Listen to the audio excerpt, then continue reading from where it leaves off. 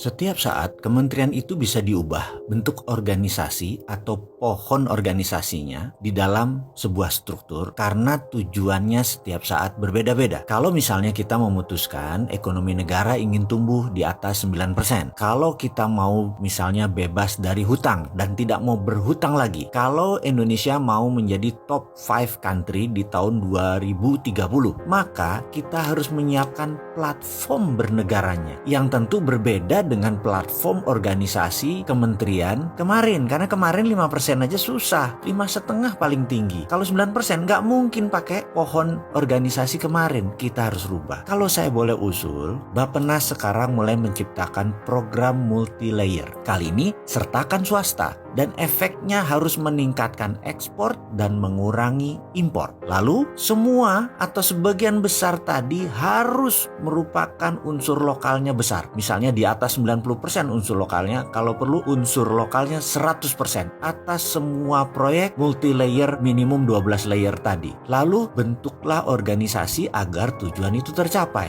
Misalnya kita memecah ke 3 Kemenko, 3 kementerian koordinator seperti Menko Equin, di mana Kementerian Keuangan, Menteri Perindustrian, Kementerian Perdagangan, Dirjen Pajak, UKM itu di bawah Menko Equin. Kemudian 2 lagi adalah Menko Kesra dan Menko ESDM. Menko Equin adalah Menteri Profit Center atau penghasil uang atau inflow uang masuk. Menko Kesra adalah Menteri Cost Center, semua yang cost center di bawah Kesra. Seperti pendidikan itu kan semua cost center, Menteri Agama semua itu cost center. Kemudian Menteri SDM adalah Menteri Technical Operation. Ini berbeda lagi karena dia bisa menghasilkan uang dan juga bisa spending. Lalu misalnya Kabinet Jilid 2 ini ada beberapa kantor kementerian yang ditutup. Misalnya Kementerian Daerah Tertinggal, tutup aja. Kementerian Sosial, tutup aja. Menteri Peranan Wanita, tutup aja. Kementerian Tenaga Kerja, tutup aja. Juga Kementerian Pemuda dan Olahraga, ditutup bukan berarti ditiadakan, tapi dijadikan dirjen atau jabatan eselon 1 di kementerian lain. Menteri Sosial kalau perlu langsung di bawah gubernur. Menpora di bawah Dekdikbud, Departemen Pendidikan dan Kebudayaan. Juga Kementerian Tenaga Kerja gabung aja di bawah Dekdikbud. Kenapa? Saat ini lulusan sekolah tidak bisa diserap sama tenaga kerja karena tidak ada koordinasi antar lembaga. Sekarang ini apa kebutuhan tenaga kerja? Karena di bawah satu pohon organisasi yaitu Departemen Pendidikan dan Kebudayaan, sehingga bisa nyambung, kurikulumnya nyambung dengan tenaga kerja. Zaman dulu digabung, entah kenapa toto dipisah menjadi Menteri Tenaga Kerja. Itu tidak perlu, dirjen aja tenaga kerja. Bener deh, kementerian itu sesuai keperluan, tidak perlu setiap tahun itu sama, boleh ganti-ganti dan itu sah-sah saja. Makanya jangan pilih saya kalau jadi presiden, karena saya pasti lebih ekstrim lagi. Bahkan bisa-bisa BI saya hilangkan. Bener loh, BI saya bubarkan dan saya masukkan di bawah Kementerian Keuangan, jadi Dirjen Moneter saja. Jadi enak, semua di bawah satu payung. Karena prinsip ekonomi saya adalah MMT. MMT adalah Modern Monetary Theory yang saat ini banyak dipakai di berbagai negara dan terbukti sukses, seperti Turki, dipakai di Cina MMT tadi, dipakai di Norwegia, dan sebentar lagi Rusia, di mana peran bank sentral itu sudah dialihkan, berbeda dengan sekarang. Sekarang ini seakan-akan sejajar presiden Bank Indonesia itu. Jadi dalam sistem pemerintahan presidensial di Indonesia, bank sentral itu perannya kuat. Sekarang sejajar dengan presiden bank sentral itu. Padahal harusnya dalam sistem presidensial presidennya hal yang lebih kuat. Bank Indonesia nggak punya kontrol segitu kuat seperti sekarang. Tapi karena IMF dan World Bank ada di bank sentral, mereka sejajar. Dan kalau kita akan ubah. Kita nggak mau diawasi ketat oleh negara lain. Emangnya kita nggak berdaulat apa? Iya, jadi Bank Indonesia kita akan jadikan eselon 1 sejajar Dirjen Moneter. Jadi begitu kita perintahkan cetak rupiah biru, maka Dirjen Keuangan mencetak tadi dan tugasnya adalah mengontrol rupiah biru berjalan benar-benar 12 lapis proyeknya dan tidak ada penyelewengan sekecil apapun. Jadi ke depan bagaimana? Sudah mulai berani kan untuk berdaulat?